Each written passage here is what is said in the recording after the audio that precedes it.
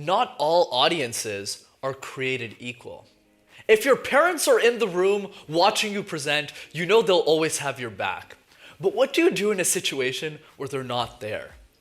That's exactly what we're going to be covering on this week's episode of Master Talk. Hi everyone, I hope you're doing well. Brendan from Master Talk here, your go-to channel to mastering your talk. And today we're covering hostile audiences and how to address them moving forward. So let's get into it. It's always important to acknowledge that your responsibility is to deliver an excellent presentation, regardless of the audiences you're going to have in your life. So with that said, and by focusing on yourself, you're going to be able to mitigate the risks of your audience that you might face before you even step into the room. Another thing I'll admit is that there's no such thing as a terrible audience per se. Audience members aren't out to get you. That's why this video is not going to cover verbally abusive audience members, which I've never had in my life of presenting. It's going to be mostly focused on the regular audiences who either have some disagreements with you or don't like what you have to say or are a bit irritated by your content. Those are the specific topics we'll be covering in this presentation, so keep that in mind. Let's start this discussion by asking ourselves the following question.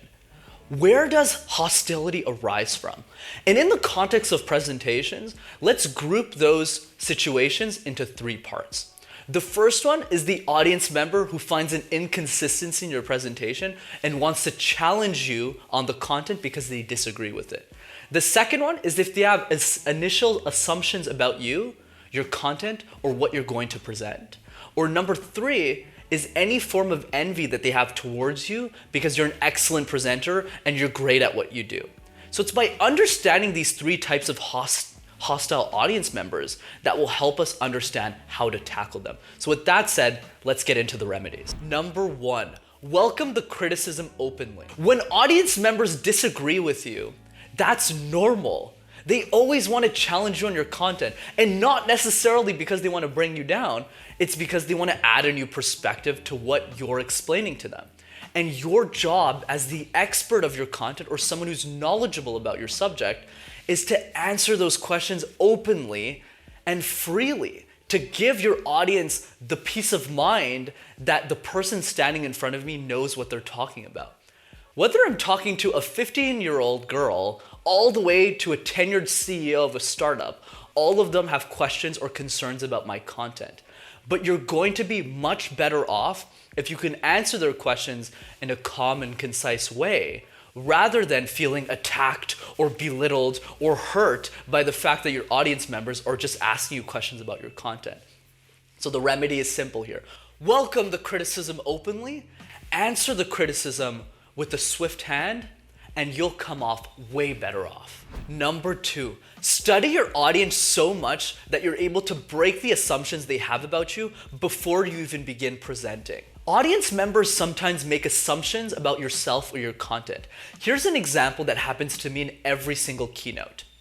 An audience member looks at me and says immediately, "Ugh, I can never be a speaker like Brendan. I can't do this. He's been doing hundreds of presentations. I'm so scared of getting up on stage. How am I supposed to present like that?"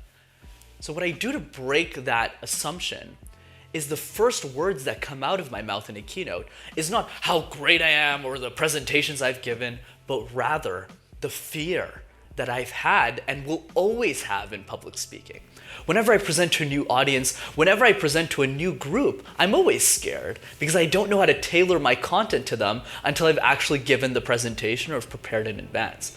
So in that same regard, by talking about that fear to my audience up front, I'm able to build trust with them really quickly, and they start to believe that they're going to be amazing presenters as well, which is the entire goal of this channel and me doing this video. So as long as you study your audience, understand what their needs, what their fears are, you're going to be able to address them immediately so they start trusting you immediately as well. And number 3 is check yourself. Whenever audience members feel envious towards you or don't like the way you're presenting or your character, it is a reflection of the way you present, not how they perceive you.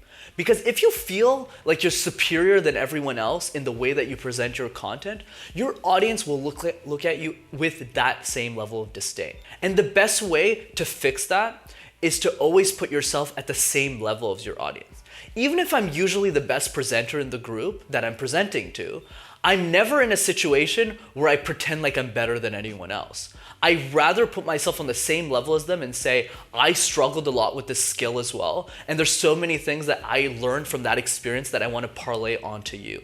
So in that same regard, if you can put yourself in the same level as everyone else, you'll be able to check yourself in a way to deliver an exceptional presentation and get most of everyone in the room excited to hear about your ideas and what you have to say.